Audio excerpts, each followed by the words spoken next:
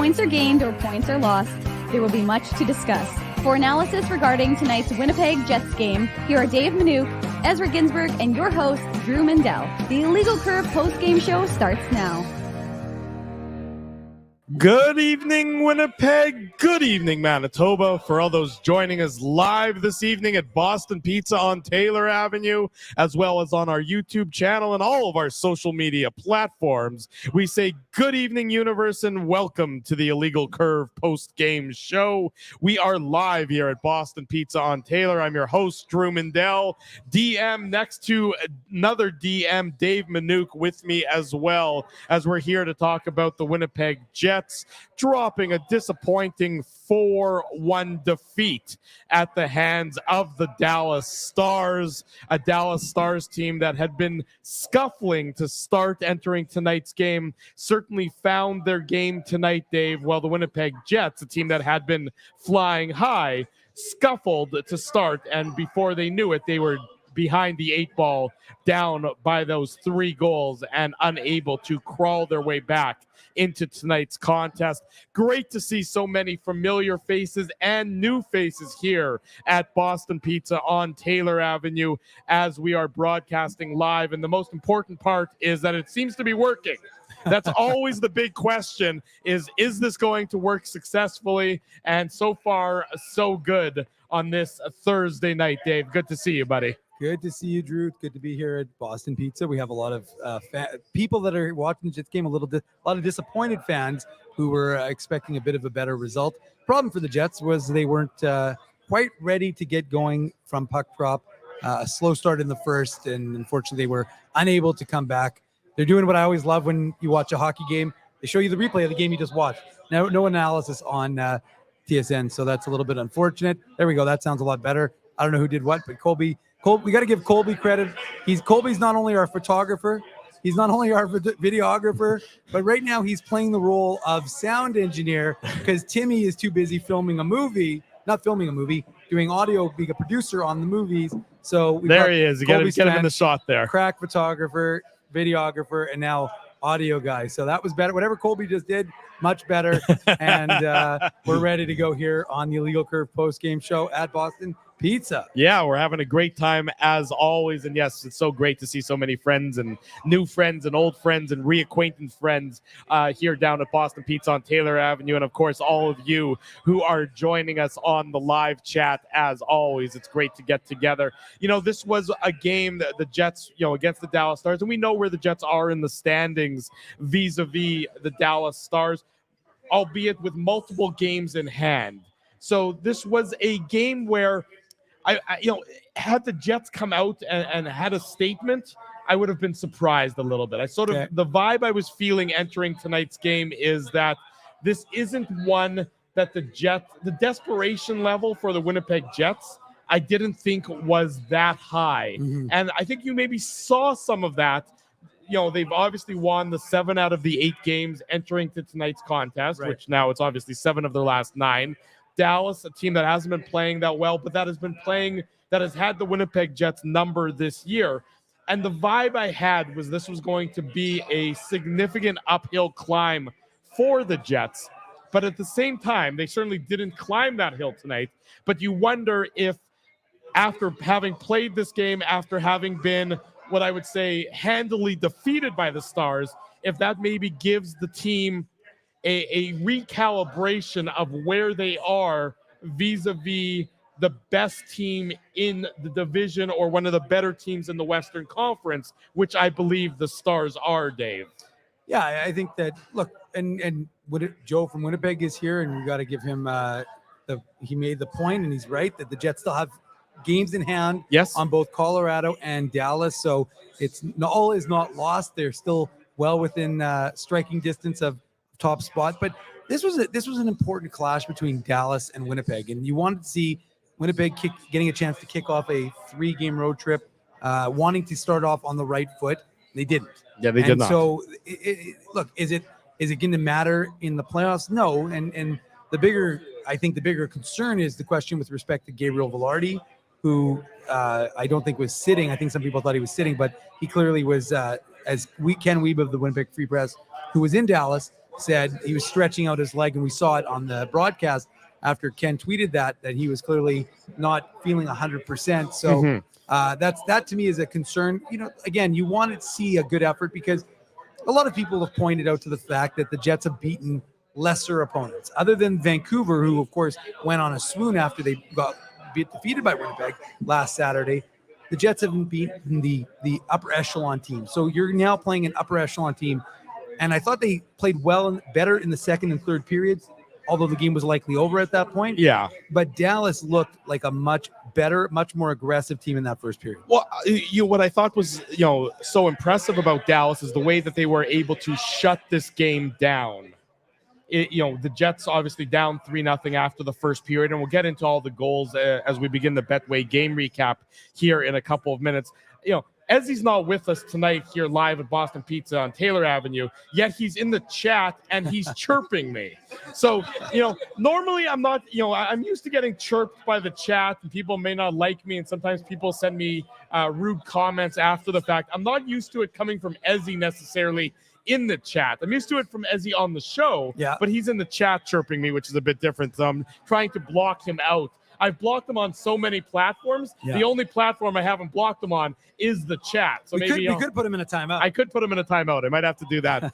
But what was so impressive to me, as I was saying before I managed to interrupt myself, is that, the Jets, the way the Dallas Stars just sort of shut the game down. They didn't give the Jets any breathing room to get back into this game after the first period, after Dallas dominated that first period, after Dallas had that 3-0 lead. Yes, the Jets get that one power play goal, and we'll get to it.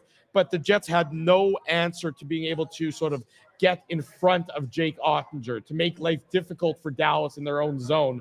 And certainly not having Gabe Vilardi at 100% in that third period is a factor. Yeah. And we'll find out from the coaching staff, and we'll bring it to you live here on the show as soon as we get that information as to Vilardi's status. Yeah. But the Jets, I just thought, were almost outmanned and were less physical than Dallas was, and had difficulty with Dallas's physicality and Dallas's structure, particularly in those second and third periods, as they're trying to force the game, they're trying to press the game, they're trying to get their way back into the game. They weren't able to do so. Yeah, and I think that you're right, Drew. I think the whole tone of the hockey game was set in that first period by Dallas. Mm-hmm. And you're right. The physicality, they finished all their checks. The Jets weren't able, and more importantly, they were quick to do it. Yeah. The Jets didn't have any time and space. Dallas didn't afford them that opportunity to get going, to create anything. They were on them. They were fast. They executed whatever their game plan was. They executed it well. Mm-hmm. So, and look, you knew that Dallas wants to send a message to the Jets. No question about it. First of all, they beat them both times in Winnipeg. And the Jets made a point, they beat us in our barn. Mm-hmm. We're now going to go into American Airlines Arena and do to them what they've done to us. Right. Well, they weren't able to do that. Dallas was able to have their way with the Jets and, set a tone and said, listen, right now we're the team to beat. Because remember, folks, and I know most people in the chat know this, the people here at Boston Pizza know this, but the Dallas Stars acquired Chris Tanev yesterday. Yeah, exactly. Who, because of visa issues, isn't there yet. Will be there in the next week, they said. So this is without a very significant ad on the right side. But an ad, by the way, that they paid very little for. Why am I touching you? Because I'm not used to doing a live broadcast next to you, so my hands are just reaching out and touching you. I'm going to move over there. I know, personal space. I'm going to have to respect your personal space a little bit better. For Dallas to acquire Tanev for what they paid, a prospect who's not considered an A+ prospect, and a second-round pick and then a conditional draft pick, very low price to pay for the Dallas Stars. So kudos to GM Jim Nill, a guy who's been on the show before with us a couple different times. He went out, he acquired, again, very inexpensive cost as far as I'm concerned. No, again, I looked at that, a second, a conditional third, and a, like you said, Drew, not an A prospect. So if you're the Jets and you're looking at, if people are asking me, and I'm not going to pretend to be an expert on who Dallas gave up. He played with Texas. We've seen him a bit. I didn't think he was anything. He's more of a defensive defenseman. So he's nothing that, he's like a Simon Lundmark, who's, to use a Jets or / Moose analogy, a 2019 second rounder by Winnipeg. So he's a defensive defenseman, like a Dylan DeMello type. And it sounded like that's what Calgary wanted. Calgary really wanted him. So that is the prevailing idea, was that's why Calgary was incentivized. Because you have to think, now I touched Now you. you're touching me. So you created something. Turnabout is fair play, I believe, is the Now, expression. He's in my head. Yeah. Exactly. But But you got to think that if the Jets were going to give up a second-round pick, that Montreal second-round pick is going to be almost the equivalent of a first-rounder. Right, a late first-rounder. Which is going to be a lot better than whatever the Dallas second-round pick is. So an interesting decision by Winnipeg. You have to wonder, again, I'm inclined to believe Philadelphia and the Jets will be doing some sort of dance within the next 8 days. Yeah. So we'll see where that kind of goes. But again, it's a fairly inexpensive cost for, and you look at this Jets lineup, to take DeMello, Tanev, and then ship Pionk down to Sandberg, and Pionk and Sandberg have played well together. Mm-hmm. And then you can have Schmidt in, and you can rotate him in if you need to, but it just makes it solidifies this team. Now the Jets have to go out and figure something else out, and maybe it's a little more costly, and maybe it's a more significant move. We'll find out. Yeah, obviously the trade deadline 8 days from now, next Friday, March the 8th, if I'm not mistaken on my calendar time. But yes, it's rapidly approaching, and the Dallas Stars, of course, getting ahead on the defense market. There was another trade today that we could talk about very briefly, and just mentioning that Toronto reacquired. What is this, Leafs lunch? He didn't. It's not Leafs lunch. Spency. We're not going to spend any time on it. Toronto reacquired Ilya Lyubushkin, physical right side defenseman, who's really not considered to be that good of a defenseman, and they paid a third-round pick for him. There was more to the trade, but for everyone's sanity, I'll spare it and get back to tonight's game of the Jets and the Stars.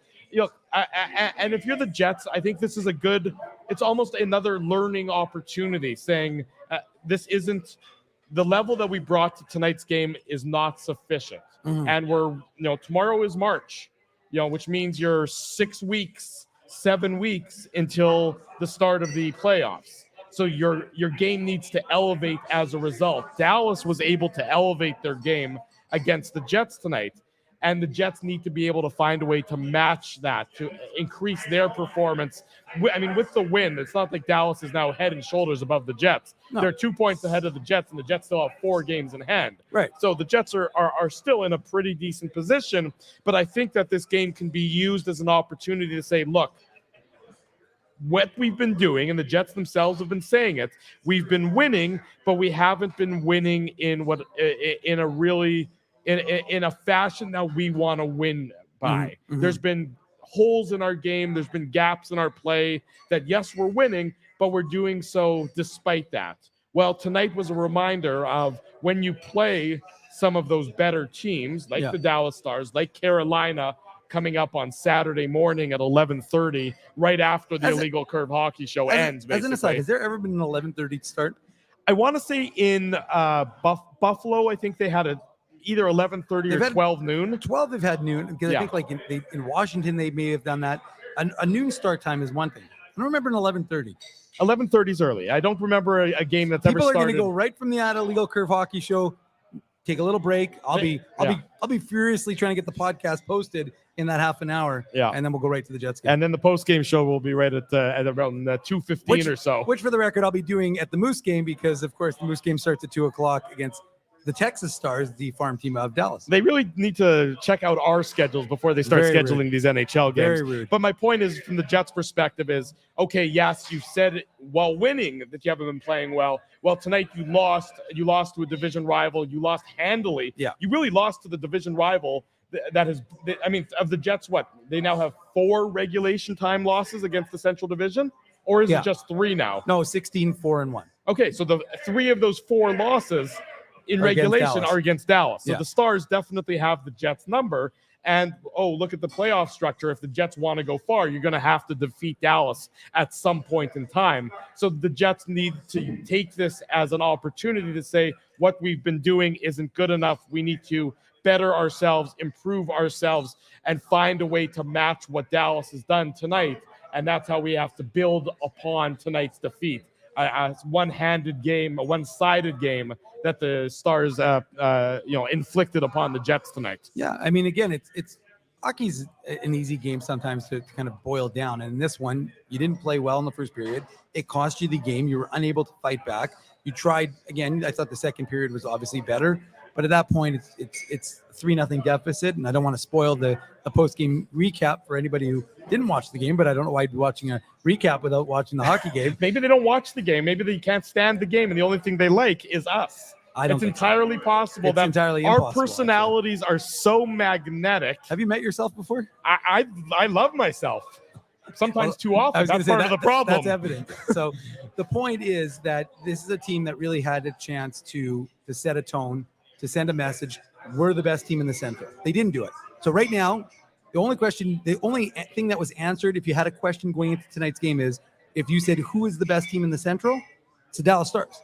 The Dallas Stars are the best team in the Central. I mean, it's hard to, again, I don't want to be too bombastic because it's one game. Right. And so you don't, make or break everything in one fell swoop. That's why they play 7-game series. But as of right now, the Dallas Stars are the best team in the Central. Yeah, I would agree wholeheartedly with that. Let's get into the nitty-gritty details of tonight's game. It is the Betway game recap. We do this on each and every edition of the Illegal Curve post-game show. The Betway game recap. We just blew the speakers here at Boston Pizza on Taylor Avenue. Apparently, the Betway game recap bumper comes in really hot, apparently. So you need Winnipeg Joe here. So Joe's our audio guy. Joe and Colby are over here killing themselves laughing. You guys had one job, and it's to be on that to make sure we don't do that. For the record, they have one job that actually isn't really their job. I know. That's okay. We assigned them that job. It's okay. We'll learn for the next time we do. Okay, guys, I'm telling you now. When the Seagram shot of the game comes, be ready, okay? Be ready with that so that we don't destroy anybody here at Boston Pizza. I think we may have broken some of the glass. It was so loud, but nonetheless, we'll persevere here tonight. The Betway game recap, of course, brought to you by our friends at Betway. We thank them for their long-term support of the Illegal Curve post-game show. If you're looking for a place to play, and a place to place a legal wager, Betway would be your destination. Quick update.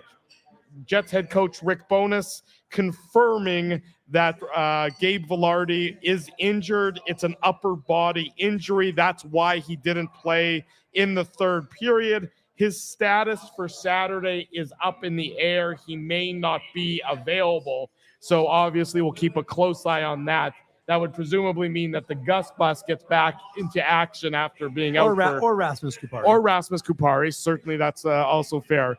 But that's the update on Gabe Vilardi. So bad to worse news for the Winnipeg Jets tonight in Dallas. It's interesting that it's an upper body injury, given that he came out and skated and seemed to be testing his legs. But regardless of what it is, the organizations are generally not known for giving out a ton of information with respect to that. So the Dallas Stars opened the scoring in tonight's game, 6:52 into the contest. It's Jason Robertson, his 20th of the year, assist to Joe Pavelski. We're waving at some folks here at Boston Pizza on Taylor Avenue. Dallas has the early 1-0 lead. It's a giveaway by Cole Perfetti. Ooh, was it and ever? For a guy who has been struggling as of late, who's really been in the proverbial doldrums when it comes to his on-ice performance and has been a target of some slings and arrows, this was not one that he's going to like. It was an unforced error. I'm really not entirely certain what he's envisioning here. Mm-hmm. He's got the puck behind the Jets zone. He's not really being what I would describe as heavily pressured, and he just sort of flings it up the boards, and I'm not sure if he's expecting a Jets winger there to be able to chip it out, or it's just an unforced error, and Dallas makes no mistake. Pavelski picks it off. He finds Jason Robertson. I don't think it's the best goal that Connor Hellebuyck has ever let in. I think that Hellebuyck probably wants this one back as it goes 5-hole on him. Mm-hmm. But certainly Cole Perfetti isn't going to like it. And it's also it's a drawback. It's a detrimental play for a player who's been struggling as of late. Yeah, look, first of all, Neil Pionk makes a nice play. Yes. With the hip check, and he really separates the Dallas player from the puck. That's right. So he creates that separation, which allows Cole Perfetti to have that time and space. So you're like, okay, well, there's no urgency, and now you do have one forward who's pressuring as Perfetti's coming around the net. Problem is, Perfetti tries to hit. He's got Dylan as an option, and he's got Nemestikov as an option. The problem is he puts it in between both of them. And then the Stars are able to convert. And I agree with you, Drew. It's not the greatest goal, but Robertson does. It's a 2-on-1 essentially, and Robertson looks off Hellebuck for the first part.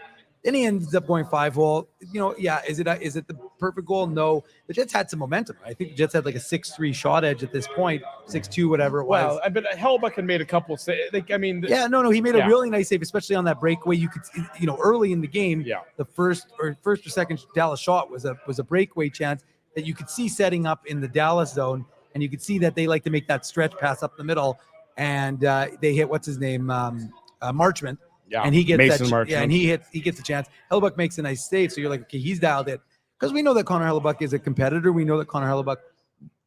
Again, we talked to Chuck Hellebuck a few weeks back, but the fact is that there's going to be a decision by USA Hockey. Hang on, I have to interrupt you just for a quick second.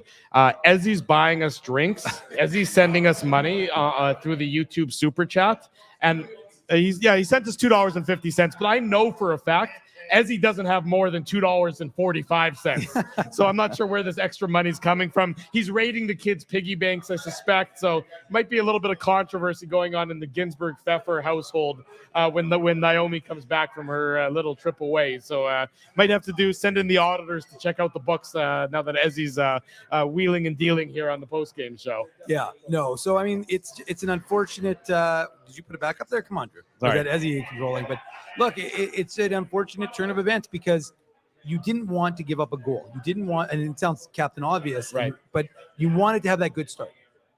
Because Dallas is a fun building. That's it. There's a lot of fans there. There's a lot of folks who, and there's a rivalry.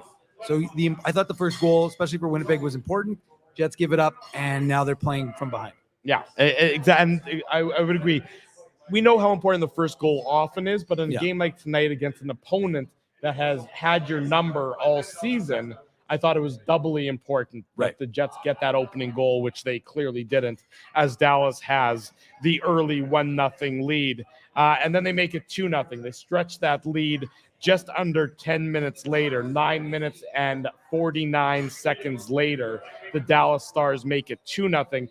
Joe Pavelski, who is ageless and doesn't get. By the way, Tyler Seguin also not playing. Yeah, Seguin not in the game for Dallas as well. So you can't not make mention of that because we know how much of a Jets killer he's been over the years as well. Joe Pavelski is just such a fantastic hockey player. Yeah, and he does all of the little things right, and that's almost what he's best at.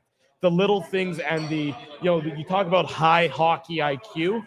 He's probably got one of the highest hockey IQs of an active player right now. And, he's so good at tipping pucks. And that's exactly what he does here to make it 2-0.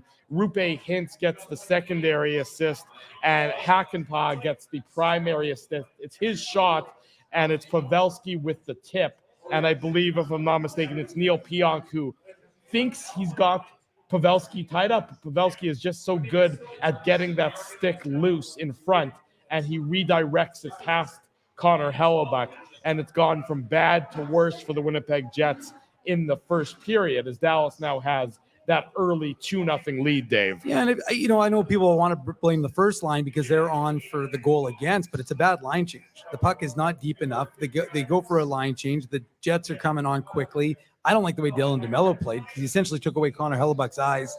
You'll see because he crosses over and you're like, okay, what's he going to do there? Oh, wait, he took away Connor. Doesn't take away anybody else. And it's Pionk there. He takes the shot at the stick.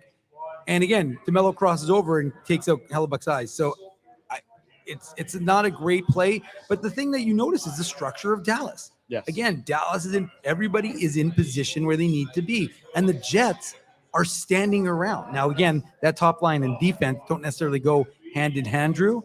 So I give them a little consideration for the line change and the late line change, which put them at a disadvantage. Like I said, the Jets just don't have a good enough structure there. And all we've heard from Rick Bowness is, it's the decreasing 5-on-5 play. And you can't deny it. You can't pretend like the 5-up. They've been saved by the fact that their goaltending has been excellent. Yes. And their special teams have come alive. So because of that, they're winning hockey games. But their 5-on-5 play, again, people sometimes think that we're nitpicking, but not just us. The players themselves. The players themselves. Gabriel Velarde said the other day, we haven't been that good. Yeah. Rick Bowness said, we haven't been that good. We need to tighten it up. So again, this is not something that we're just nitpicking and complaining about this Jets team. They themselves acknowledge that their 5-on-5 play hasn't been good enough. And there's a perfect example. They just were disorganized. Dallas was structured. And what ends up happening? It ends up in the back of your net and it's 2-0. Yeah, exactly right. And now the Winnipeg Jets are really climbing uphill as the Dallas Stars, to your point, have really been in control of this first period. And the Jets have to find a way to get back in the game, get the next goal, or get out of the period at least. And they don't do any of those two. Mm-hmm. So it gets, again, it went from bad to worse. I don't know what's worse than worse, but horrible will be worse for worse. What's not worse is Logan Stankoven, so you know. And that's who it is. Logan Stankoven getting his third of the year. He's a rookie who's just been called up after tearing it up at the AHL leading level. Scorer of the AHL. That's right. At what is he, 20? Something like a second-round pick of the Dallas Stars. The knock on him, of course, was that he's too small. Well, whether or not he's too small, he might be too talented, and his talent is overriding his lack of stature. It's a play that Mason Appleton makes the error on this one, and that's not something you've typically said about that line for the Winnipeg Jets. Appleton the turnover is forced in the neutral zone. Dallas transitions up the ice, and then the Winnipeg Jets are playing a little bit of I wouldn't even say it's Keystone Cops, just Dallas is swarming them. That's right. The Jets can't even get it's not like a couple games ago where the Jets had the puck on their stick and couldn't get it out. The Jets didn't even have the puck on their stick in this instance whatsoever.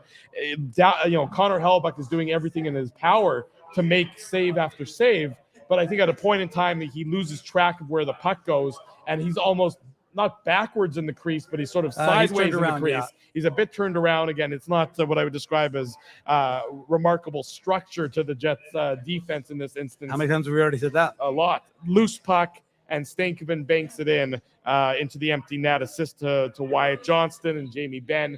And you see the combination of veteran and youth for the Dallas Stars, certainly showing why they are so talented and why they are so dangerous. It's 3-0, this goal coming at the 18-17 mark of the first period to make it 3-0, Dave. Yeah, and again, it starts because Stankoven, who, again, look at the confidence this kid's showing. He's 3 games into his NHL career. He's got 3 goals.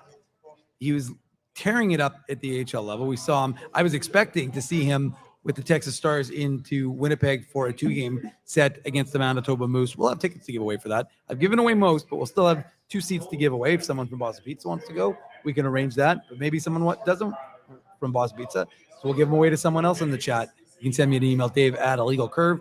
I think I've got 2 tickets left for the Sunday game. The Sunday game's at 2 o'clock. Saturday game's at 2 o'clock. Logan Stankoven is a guy I thought we would see with those Texas Stars, who are significantly ahead of the Manitoba Moose. Moose need to pick up a couple of wins, but the Texas Stars don't look like they're going to be getting Logan Stankoven back because he fits in. Yeah. I mean, he's playing with confidence, and you saw it, like that stick check on a guy. Mason Appleton's played 300 games in the NHL, 300 plus games in the NHL, and Appleton had no idea that he was that it was coming from behind him. Yeah, no, that's fine. But the point is that Stankoven sets up the play. He creates it, and then look, you've got Ben on the line to give that some veteran leadership on that line, and Wyatt Johnston's a great player too. I mean, he's another very good young player, and Dallas has the Texas Stars are a very good farm club, so you've got a lot of rising talent on Dallas. Like I said, and you're missing Tyler Seguin. That's a big piece of the puzzle. But this is just one of those situations that you looked at the Jets and you're like, they're just lost. Like they don't. We're supposed to. We've heard that the Jets' default now is the structure that Rick Bowness has put into place. That's what we've been hearing, right? Yeah. And it sounds great when you're winning. But the problem is now they're not winning and they don't look like they have any structure here. Right. And to me, it's just like Ben just knocks Dylan Sandberg out of the crease. Johnson took Nate Schmidt and nobody's there to calm things down. That's the problem. Literally every guy is panicking on this play.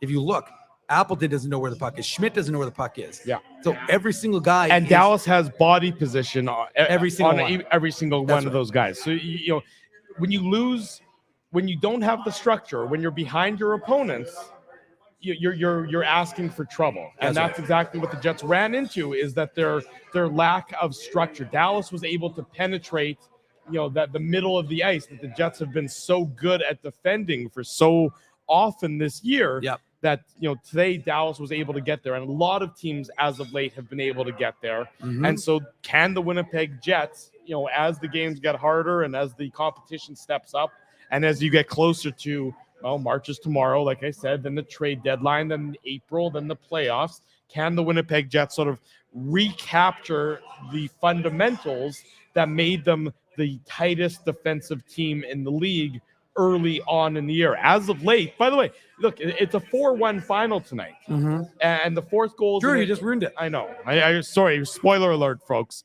It's a 4-1 final tonight, and the fourth goal goes into an empty net. How many additional saves, pretty good chances, did Connor Hellebuyck save for the Jets tonight when this was still only a 3-0 game or a 3-1 game?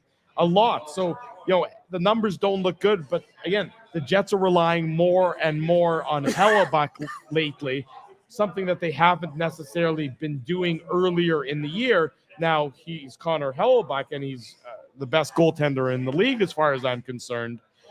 But you don't necessarily want to lose that structure and have to rely on Hellebuyck solely like they have for so many years. Again, that would be going against what Rick Bowness has been saying. Is right. That their default is his structure. That would be going back to the pre-Rick Bowness days where the structure is looser and they rely on their goaltending. Hope, pray, and goaltending. Again, you have special teams that bail you out. You have a goaltender who bails you out. And because of that, you can outscore your problems. Right. Well, right now they're not outscoring their problems. And again, we will mention this is a Jets team that has won 7 of their last 9 games. Yes. This is a Jets team that is very comfortably in the top third. Although I shouldn't say that because I think Nashville won again, so they might have won 7 straight games. Doesn't matter. Nashville's not. I understand, yeah. But I'm saying like Nashville's not exactly slowing down. Nashville's 7 points still behind Colorado. No, I know, I understand that, but I'm just saying that. It's one of those situations where this Jets team is still comfortable, which is fine. Yeah. But I think, and again, we don't know what's going to happen with Gabriel Velarde and if it's significant or not, but it's time to start to, I think, tinker with your ticker in terms of these lines a little bit, because the idea that there's something that's sacrosanct. There shouldn't be anything sacrosanct. But again, with regard to these lines. Remember when we were talking about Velarde and Scheifele and Ehlers. Yeah. And you said, okay, well, and I remember when we talked about this and they went away from it. You said, okay, well, the truth is they have that muscle memory, so they know what it's going to be like. You already know what where Scheifele, Connors, and Velarde look like, and they may not have a choice because of what happened with Velarde tonight. Sure. But it's just time to make some sort of separation because their 5-on-5 play, since Kyle Connor has been back, let's be realistic, when they went 12-2-2, yeah. When Kyle Connor missed those 16 games, their structure was good. Now, since Kyle Connor's been back, the structure has fallen off a little bit, and they need to readjust because this isn't going to work in the playoffs. This isn't going to work in a 7-game series against Dallas. You'll get killed. You will. You'll be lucky to win 1 game right now playing like this. Well, that's where, and so the Jets, I mean, that's what we're saying. The Jets have to use tonight as a bit of a rude awakening for how they need to get back to what they play. And if you're going to play Dallas, and you're going to have to play them eventually, if you want to get through the West more than likely, then, you know where you need to tighten up, where your game is lacking. And that's, certainly should be one of the key takeaways for the Jets in tonight's contest. 3-0 after 20 minutes. My perspective was that it was likely going to be over at that point in time. Ultimately, it was. But we didn't want that to be because the point is that we have a show to do. Of course, you want the game to get closer so we can keep everybody engaged. We wanted at least one shot of the night. That's right, exactly. And we don't want to have to solely rely on our banter and our witticisms to make it happen. But the Jets do get on the board and make it 3-1. This comes at the 13:24 mark. It's a power play goal for Vlad Nemesnikov. His first in, I think, 13 games? So you said. That's what I think I saw on the broadcast. So Ehlers gets the assist. Neil Pionk also gets the assist. This was the only penalty called against the Dallas Stars tonight. Ryan Suter was in the box for tripping, and this is hold on. Did you yeah, give the Colby, get going, ready. I'm gonna play the bumper. It's the only Jets goal, so it's also our Seagram shot of the game. The Seagram shot of the game. There you go. We managed to play the bumper. We managed to not break anything here at Boston Pizza. We managed not to blow out anybody's eardrums. It's a win-win-win situation again. Vlad Nemesnikov, as I said, he gets his first in 13 contests. It's the Seagram shot of the game. Not that it was especially pretty, but we only had so many options. I probably should have given it to the Pavelski goal, to be honest.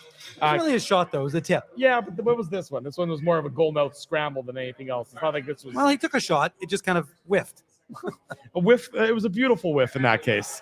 Regardless of what it is, it's the Seagram shot of the game. Big thanks to our friends at Seagram's for their continued support of the Illegal Curve post-game show. When you are looking to have a nip or two, perhaps you should choose one of the fine Seagram's products that we know are so readily available. Fireball, Seagram's VO, whatever you want, the Seagram's brand has it for you available at your local liquor marts. We've got Seagram's gear to give away to folks if they want. There you go. Come check us out. We're live here at Boston Pizza on Taylor Avenue. Why is so he many donating money still? Or maybe he's giving us more money. He might not have given it. That might have just been he just wrote the number money. I think he's actually asking for a refund is what he's doing. He's somehow he's taking money out of our account, which is odd because we certainly didn't give him any access to the account. So in any event, Ezzy's enjoying himself in the chat tonight. This is what happens when Ezzy gets overstimulated, folks. But Nemesnikov getting the goal. Good for him to get one. Good for that second power play unit to succeed. It's a nice play by Pionk, nice play by Ehlers, and you could tell the way the game was going. It wasn't going to be anything pretty that was going to get the Jets on the scoreboard tonight. It was going to have to be one that bounces in off of three different skates or onto a stick of a player after pinballing all around, and that's what this one was to make it 3-1. Yeah, and look, I like that Ehlers is shooting. He's shooting more, and I know that people were saying, I saw some comments saying that almost as if it was ineffective, but he had a couple of shots that, like, sometimes you can't have the perfect shot. It was not going to be a game where there was a perfect shot tonight. I don't even mean on this goal. Yeah, I know. First of all, the idea of the second period, we were curious to see what the Jets were going to do. What kind of bounce were they going to have? What kind of push were they going to have? Were they going to come out? We didn't anticipate that they were going to come and score 4 goals against Dallas, but would they be able to get back into this? Would they be able to, get 1 or 2 goals and hold the Stars from scoring? That was going to be, critical for them. And you get a power play, and the one thing again that this team has had since the Sean Monahan edition, even though this wasn't his unit that was on for this. Yeah. The power play has been red hot. And so that's the positive, I guess, Drew, that you could look at, is that you're now turning what was such a negative into an actual positive for this team. They're quicker. The second unit, I thought, moved it around, and they didn't have a lot of time. So I think they came on with about 40 seconds to go in that maybe even less. But at least, like I said, Ehlers, and the irony, of course, is that Ehlers wasn't taking a shot on net. No. He was trying to hit Nemesnikov. He was trying to pass it through to Nemesnikov. Now, it got intercepted, but still ended up onto Nemestikov's stick. So, same idea, but you just wanted to see that the Jets, A, were able to score a goal, but B, then also were able to see what kind of push they would have after scoring that. Would they be able to, not even necessarily score, obviously that would be the goal, but to see would they be able to follow that up with some momentum, flip and build the game a little bit. Just again, even if you don't win, send a message to Dallas. And I actually thought they did to a certain degree. I actually thought, I didn't think they dominated by any stretch, but I thought that the Jets became the more physical, more aggressive team. And Drew made the observation, and I'll give him credit. I turned it into a bit of a terrible joke, but they became like a Five Guys in the sense that they were just lined up more in the third than in the second. But I did like the fact that the Jets were finally playing a little bit more aggressive, finally playing a little bit more physical. Towards the end of the second period, yes, I'll grant you that. Jets aren't able to, if they had been able to get a second goal, then certainly it would have been anybody's game. Please don't put Ezzy's comments on the screen. Well, when it's complimentary, I know, I saw it. I was ignoring it on purpose. For those of you in the podcast, Ezzy is saying that Dave is providing great analysis and is an extremely handsome man. I'll give him the second part of that. That's fine. Thanks, Drew. And then he's saying that my post-game show commentary has been shallow and pedantic, which, again, are words that he certainly just looked up in a thesaurus because he has no idea what those two words normally mean. And Ezzy, I do resent that you don't say I am also handsome as well in any event. Ezzy enjoying himself, not on the show, yet somehow overtaking and ruining the show at the same time. I don't know how he's able to do that, folks. He is he's a character. He's a character. He's a character indeed. 3-1 Dallas after 40 minutes. Third period starts. The Jets run into some penalty trouble. You want to see, do the Jets have that push to start the third period? Are they going to be able to find a way to scratch and claw? They weren't able to. Dallas out shooting the Jets handily in that third period, 16-6. And I know that some of that is penalty driven and 5-on-3 driven. Yeah. But Dallas was, even before the penalty trouble that the Jets ran into, Dallas was in control of that third period. You could see the Jets just didn't have, there was no push coming from the Jets tonight. They didn't have it in them. The Jets do kill off a 5-on-3 disadvantage. Sandberg takes a holding penalty, I believe on Rupe Hintz, if I'm not mistaken. Hintz could have been called for an elbow. And we're not, I'm going to wear my Jets pajamas right now, but you could definitely say, before Sandberg made contact, Hintz definitely dropped an elbow to the face. The ref's right there. The ref's watching, sees Sandberg react, doesn't call it.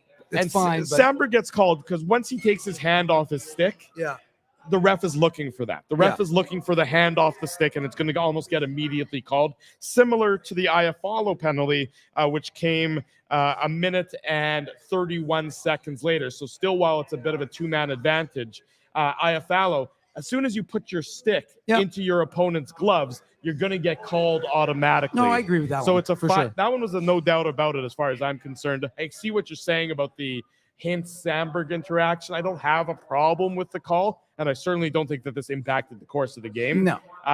But the Jets do go down 5-on-3 for 31 seconds.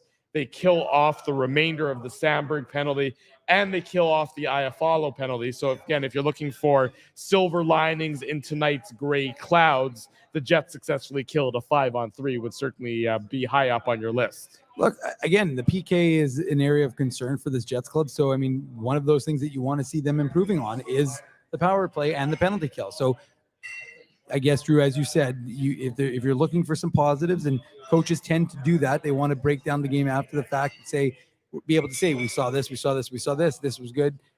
These were the things that were bad. But to me, ultimately, you had a little pushback in the second. But Dallas is a very good hockey team. Yeah. I think that's my main takeaway tonight is that Dallas, from my perspective, is the most, especially once you add Chris Tanev to this lineup. You look at Dallas and you're like, where are their holes? And there aren't any that are glaring. I know that Ottinger hasn't been great this year, but he's been also had some injury troubles, and I do expect him to be, if he's healthy come playoff time, and even if he's not at 100% or not at the same peak Jake Ottinger that we've seen last year, for example, look at the defense that's in front of him now and add Chris Tanev there and look at the offensive firepower.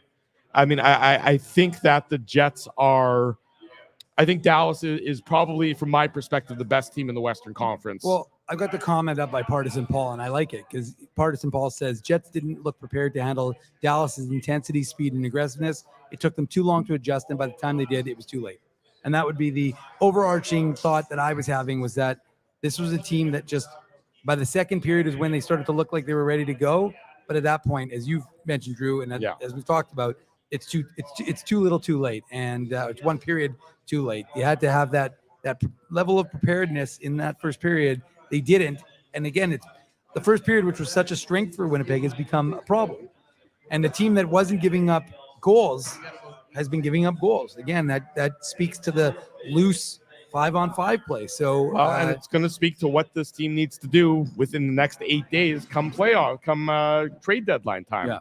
And that's certainly going to be a significant topic of conversation on Saturday's Illegal Curve Hockey Show. 9 a.m. We'll get you set for the Jets and the Carolina Hurricanes on Saturday morning, because that game is also on Saturday morning at 11:30 in the morning. So very busy Saturday coming your way, 9 a.m. on our YouTube channel, the Illegal Curve YouTube channel, for the Illegal Curve Hockey Show. It's the trade deadline preview show, really. You got 6 days after Saturday until the deadline, and the Jets can look at the arms race that's going on in the Western Conference and in the Central Division. And yes, you made the Monahan acquisition, but you need more, because you are still a step behind your division rival and your division opponent. And by the way, the Avs Dallas just made it 5-0. Now they're playing Chicago, but that would tie them, I think, with Winnipeg, would it not? 79 points. That sounds familiar. Hang on, I'll pull it up here on my phone. Where's your second screen, Drew? Yes, I don't have my second screen here. We're live on location. I'm literally beside this you. is my second screen. Yes, that would tie them with the Jets. Of course, the Jets have games in hand. The Jets will have 3 games in hand on Colorado and 4 in hand on Dallas. And you mentioned Nashville earlier. The Jets will have 3 in hand on the Predators as well. So plenty of games in hand for the Winnipeg Jets. Plenty of opportunity for the Jets to, find themselves back atop the Central Division. But in tonight's contest, it was one-sided by the Dallas Stars. 4-1 victors. The Jets pulled the goalie. They tried to, cut into the lead. Eventually, the empty netter by Jamie Benn seals it. And as we have Rupe Hintz with the empty netter, that coming at the 1850 mark. And that wrapped up the scoring tonight. 4-1, the Jets win. The Stars win. Whoa, Drew, you just changed reality. I changed reality. I wish I had that power. I don't.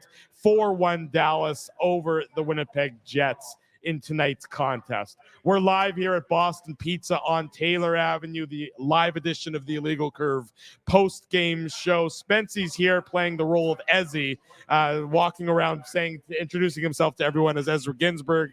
Joe from Winnipeg's here. So many of our friends, so many of our new friends are here as well. When we come back on the program, more on tonight's Stars, a victory over the Jets, and of course the Tough Duck hardest hitting comments still to come. Don't go anywhere. It is Thursday night. Drew Mandel, Dave Manouk, DM at BP Taylor. It's the Illegal Curve post-game show. It rolls on. BP's new New York Sicilian Square Footers. With a thicker crust than ever before, they're light and airy on the inside and oh so crispy on the outside. You're gonna have your work cut out for you. Okay, fine. Try the New York Sicilian Square Footers, only at Boston Pizza. You guys ever wish for a game changer in life? Like finding out your favorite snack has 0 calories? Or discovering the mute button on Ezzy? Picture this, a secret weapon for parking, where you can book a spot a whole month in advance. Tell me more, Drew. Pre-book your parking at really low rates, or maybe even for free if you use the code Illegal Curve. Free? What is this, sorcery? The Grid Park app. It's a real secret weapon that has affordable game day parking, and to sweeten the deal even more, I love sweets. Our listeners can use the code Illegal Curve to park for free. Holy Zamboni. Tell me about it. Just download Grid Park, GRYD Park, and use the code Illegal Curve, all one word, to park for free. The game can change just like that. Accidents happen when you aren't protected. So now what? Getting to your injury quickly can make all the difference. Help prevent them from being game changers with Linden Market Dental Center. Bonding, crowns, bridges, and dental implants. State-of-the-art treatments are available to help you get back in the game. To learn more, visit lindenmarketdentalcenter.com. Creating smiles for life. Your coworkers love you because you always make them laugh. You're the life of the party with stories that have them rolling on the floor. Or maybe you're just the quiet one in the corner with the one-liners that just slay. Do you have what it takes to become Winnipeg's funniest person with a day job? Try your luck. Hit the stage at Rumors Comedy Club, and you could be walking away with $1,000 cash. Winnipeg's funniest person with a day job. Presented by Rumors. For all the details, head to rumorscomedyclub.com. Whoa, Ezzy, everything okay? You look stressed. Of course I'm stressed. We're moving, the house is upside down, the kids failed miserably at packing the fine china, and my life is in chaos. Chaos! Yes, that does sound like a problem. What am I going to do?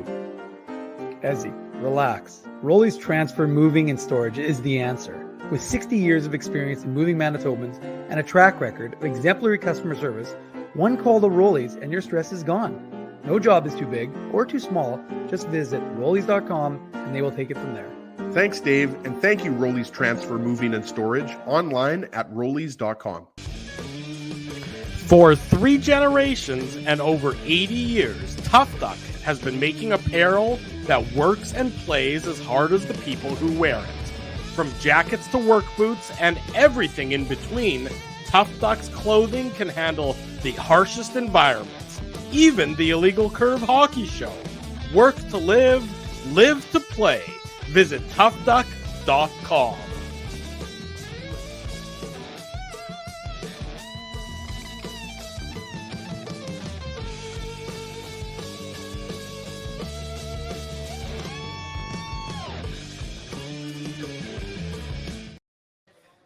Thursday evening, we're back here at Boston Pizza on Taylor Avenue. Drew Mindell, Dave Manook, the DM show continues. We don't need no EG, even though he's carrying on in the chat, still causing a ruckus over there. Well, the three of us will be back together. Hopefully on he smashed the like button. Yeah, you could smash the like button. That's true. You could do that. That would be helpful. The three of us will be back together Saturday morning for the Illegal Curve Hockey Show. First time the three of us have been back together in probably at least 2 weeks. Yep. It'll be 2 weeks Saturday because the last time the three of us were together is when I did that show Saturday from Scottsdale. Yeah. And then so it's been a only while. did like 1/3 of the show. No, 2/3 of the show. Right there. We haven't done a full show all together in a while, which is unusual. But the three of us, barring something unforeseen, will be back together Saturday morning talking about the Jets and the Carolina Hurricanes, previewing that game, and, of course, previewing a lot regarding the trade deadline coming up 8 days from today. The Jets going to be in the need to make some moves on that front as they are in the battle for the arms race in the Western Conference.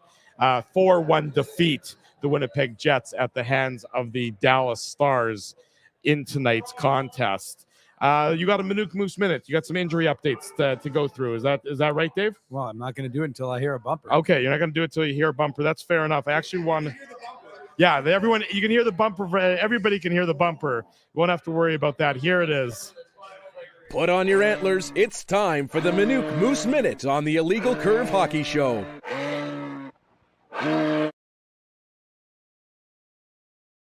Yeah, there's the Moose have been practicing, and it's been they've called up a couple of guys because they're short 3 players that I noticed yesterday during the skate at Hockey for All Center. Today they moved down to Canada Life, and so I asked Moose head coach Mark Morrison for an update on Wyatt Bongiovanni, Tyrell Bauer, and Danny Zhilkin, the 2023 third rounder.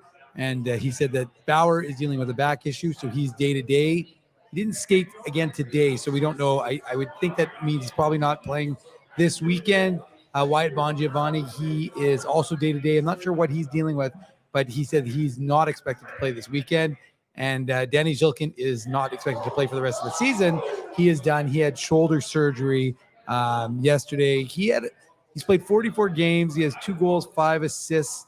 And while those numbers won't jump out off the page at you, he's actually developing quite nicely. His first year, obviously, after playing at the OHL level. So he's adjusting to the pro game.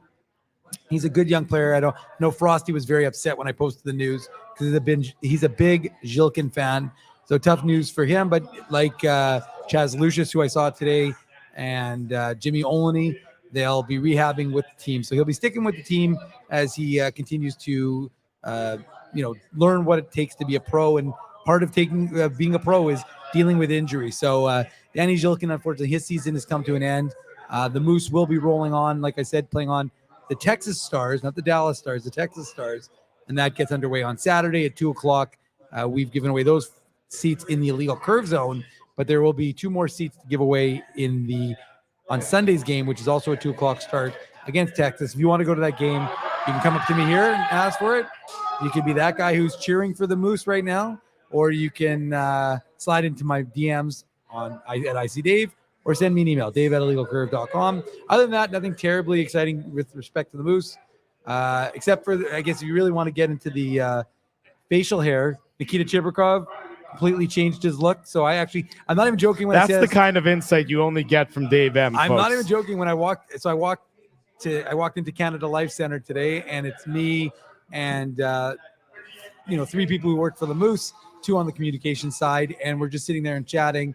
And I'm looking, and I'm like, did they get a new player? Like, is there someone they signed on a PTO that I'm not aware of? And then I'm looking closer. I'm like, oh, he's wearing 19. I'm like, oh, it's Nikita Chibrikov. So Nikita Chibrikov, he's got a new look. That's maybe he wants to start getting back onto the score sheet. Maybe felt it needed to change. But so there you go. There's some Moose insight you weren't aware of. Nikita Chibrikov, new look for him. Moose are hoping that it works and that they're able to build on their comeback win over the Wranglers. And I did ask Jeffrey Viel, I don't know if folks saw it, but when he scored the 5th goal for the Moose, he rode the stick, Tiger Williams. He did the Tiger Williams, and I asked him about it today after practice, and he just started. He basically said that he was trying to piss off the Calgary guys because they'd been having some words in the previous shift. So he scored a nice goal, and then he wanted to kind of send it to them. And as I said, and as most people will know, of anybody who's going to do that, nobody's going to go up to Jeffrey Viel. He's so tough and complain about it. So you would do that at your own peril. So Viel had a funny answer if you want to see those. And I talked to Billy Hainola today. He talked about how he's feeling and how his season is going. So you've got those. I see Dave. Check that out. There you go. Dave M., of course, doing the great job that he does with his Minuk Moose Minute. I had something here from Ken Weeb, who's, of course, live in Dallas and covering the game for the Winnipeg Free Press. He had some comments from Rick Bowness. Let's see if I can pull him up and find him. Here's what Rick Bowness had to say about Gabe Vilardi's injury. Well, this is a quote. Well, Gabe is hurt. First of all, Gabe's not benched. Gabe is dealing with an upper body injury. We had to cut back because he was struggling out there, you could tell. So we had to make an adjustment with that. Vladdy was fine, Vlad Nemesnikov. You can put Vladdy anywhere, and he's smart and fast enough to keep up with those guys. The follow-up question, is there concern about Vilardi's availability for Saturday's game? Rick Bowness responded with, quote, I would be concerned about that. So that should, if you can read the tea leaves, that tells you it would be unexpected, I think it would be safe to say, for Gabe Vilardi to be in the Jets lineup on Saturday against the Carolina Hurricanes, and then the back-to-back Sunday against the Buffalo Sabres. So not an optimal time as the Jets get into a very busy March where they play basically every second night to be potentially without one of their key contributors in Gabe Vilardi. But that's the update. That's the health update on Gabe Vilardi after Thursday's game. The only thing I would add, though, Drew, is that he stayed on the bench. True. So, I mean, it's clear that he wasn't 100%. And again, I thought it was funny that he was testing what appeared to be his legs, but somehow it's an upper body injury. Ultimately, they didn't send him to the room. They didn't rule him out. They didn't send him to the room. So, while I would think that there's some concern, I don't want to say that Rick Bowness is trying to create a little misdirection. But I think if it's a 3-2 game, he touched me again. I know he touched you again. I'm not going to apologize. I just got to keep touching you. But this isn't like get him to the Greek, like rub the furry wall. Trust me.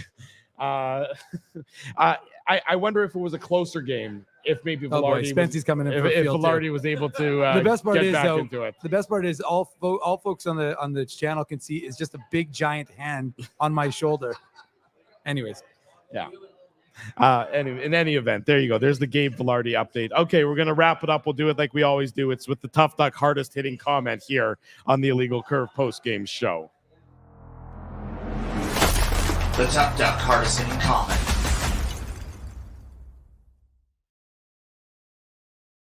Big thanks to our friends at Tough Duck for their continued support of the Illegal Curve post-game show. I saw this comment earlier tonight before the post-game show even started. As so many of you know, there's a lot of people who watch the game while in the chat room chatting with their fellow Jets fans as the game is going on, waiting for the post-game show to begin. Palmer Lane 89 is one of those individuals, and as the Jets were trailing, they came out with this comment. Now the question becomes, do the Jets have the character to climb back into this game on the road against a division rival. The Jets always look great when they have the lead, not so much when they are behind. And the stats sort of do bear that out in terms of victories when trailing after 40 minutes. Winnipeg Jets, 2 wins on the year when trailing after 40 minutes.